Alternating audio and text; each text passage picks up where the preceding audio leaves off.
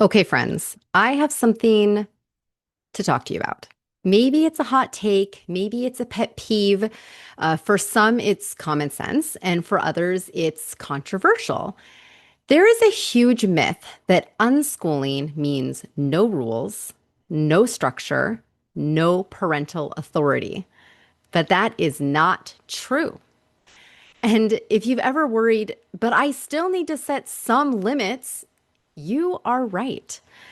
I'm Liana Francisco. I am a grown unschooler, and I help parents shift from school based thinking to confident, connected parenting without school. And today we're talking about a big one. How do you set limits in an unschooling home without slipping into authoritarian parenting? So here's the spoiler. Yes, you can set boundaries and still be 100% unschooling. Let's start by addressing that myth itself. Some people think that unschooling means kids run wild. There are no bedtimes, no screen limits, no expectations at all, and parents just stand back and let whatever happens happen. But here's the truth. Successful unschooling is not the absence of parenting. It's the presence of connection, trust, and shared power.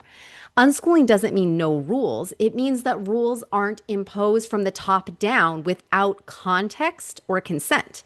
It means that limits are set through relationship, not control. It means that parents are still leaders. We're still the guide. We're still responsible for the physical, emotional, and developmental safety of our children. In fact, setting limits is part of unschooling when it's done in a connected, respectful way. So limits aren't the problem. It's disconnected limits that we're concerned with. So let's be real. Kids need boundaries, not because they're wild and untrustworthy, but because they're growing, because their brains aren't fully developed, because they lack experience. They need adults who can co-regulate with them, help them make sense of the world, and keep them safe while they explore it. Setting limits is part of being a healthy, attuned adult in a child's life. So think of it like this. If your child were learning to swim, would you just toss them into the water and say, figure it out? I trust you.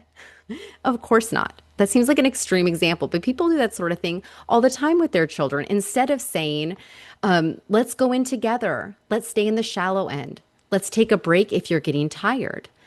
That's what unschooling limits look like. You're not abandoning your child to total freedom and letting them fall. You're walking with them and saying, here's what feels safe and respectful. This is what's good for both of us. This is what's good for the whole family. And this is how you will learn to be a safe adult.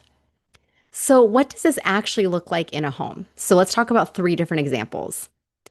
Let's talk about screens. Instead of banning or leaving screens entirely, totally unrestricted, how about an unschooling approach might look something like saying to your child, I notice you are cranky after you've watched a lot of YouTube. I'm going to check in with you in 1 hour. We're going to take a bathroom break. We're going to take our dog for a walk. And then you can see how you're feeling and you watch more if you're still feeling good. So you're not controlling them, but you are creating a clear structure for them to learn how to take care of themselves well on screens. It's not passive, it's quite active. Here's another one, bedtime. This is a big one. Instead of enforcing a strict bedtime because I said so, you might say something like, doctors or research shows that kids your age need about between 10 and 12 hours of sleep each night. And you usually like to wake up about 7, so that means you really need to be asleep by 9 p.m. at the latest. How about we start your bedtime routine at 8 p.m.? That should give you enough time to go through your whole routine and not feel rushed. You're respecting their autonomy, but you're also doing your job of ensuring your kid learns health promoting habits. And the last, let's look at safety and respect. Let's say your child is climbing furniture in a way that could damage furniture or lead to someone getting hurt. Instead of yelling, stop that, or if you don't get off of that, I'm gonna, something like that. An unschooling aligned response might look something like, I see you're full of energy and wanting to climb, but you may not climb on the back of the couch. It isn't safe and it can damage the couch. Let's find a good, appropriate place where you can climb. You're setting a very clear physical boundary, explaining why it matters, and you're offering a supportive alternative. This shows your child that their body impulses aren't bad. You're there to keep them safe, and limits are about care, not control. So, unschooling limits are rooted in your values, your relationship, and mutual respect. It's not a power over dynamic.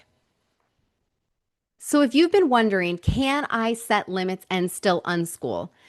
The answer is absolutely yes. Limits are not the enemy. Unschooling is about showing up with leadership, not dominance, connection, not coercion.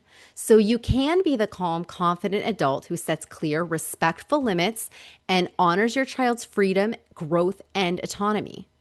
If this resonates, I'd love to hear from you in the comments. What's one limit you've been unsure about, and how might you shift it into connection based parenting? And if you want more support, making the leap from school based thinking to parenting with confidence without school, make sure to subscribe to this channel, like videos, share them with parents you think might also enjoy them. And I've got more videos coming along the way to help you. Until next time, stay curious, connected, and trust your kids.